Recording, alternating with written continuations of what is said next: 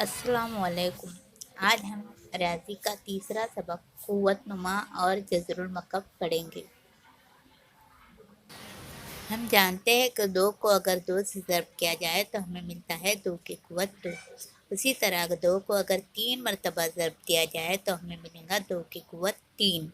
उसी तरह 2 की क़ुव्वत 2 यानी 2 ज़र्ब 2 को 2 की क़ुव्वत 3 यानी 2 ज़र्ब 2 से ज़र्ब किया जाए तो हमें मिलेगा 2 की क़ुव्वत 5।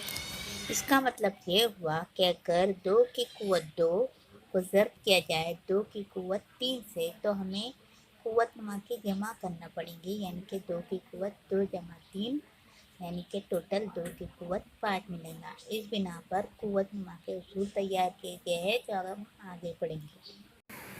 क़ुव्वत नुमा के उसूल। सबसे पहला उसूल है कि अगर a की क़ुव्वत m को ज़र्ब किया जाए a की क़ुव्वत n से तो जवाब मिलेगा a की क़ुव्वत m जमा n यानी क़ुव्वत नुमा की जमा होगी।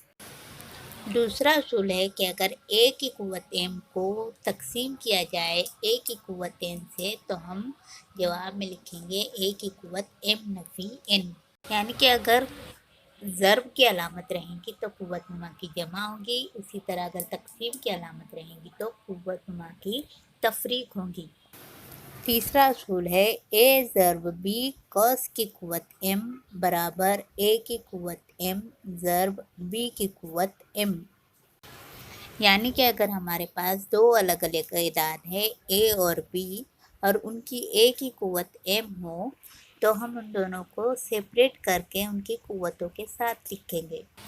चौथा उसूल है a की क़ुव्वत 0 बराबर 1, यानी कि अगर हमारे पास कोई भी अदद है अगर उसकी क़ुव्वत 0 रहती है तो उसका जवाब 1 आएगा।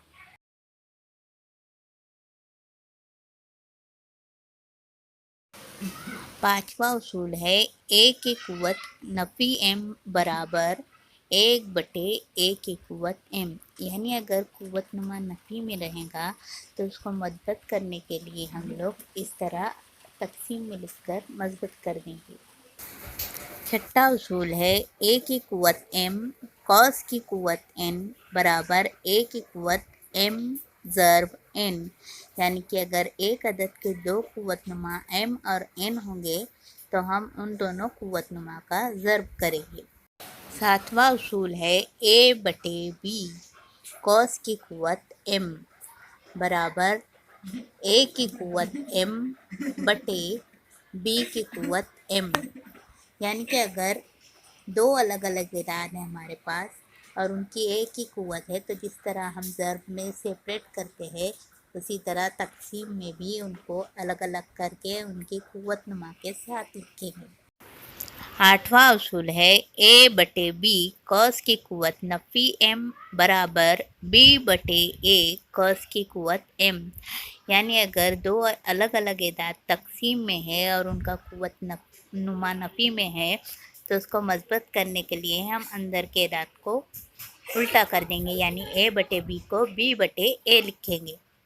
इस तरह क़ुव्वत नुमा के कुल 8 ज़ाब्ते हैं, वो आपको याद करना है और किताब के सफ़ा नंबर 14 पर खाली जगह ज़ाब्तों के नीचे दी हुई है, वो खाली जगह भी पुर करनी है।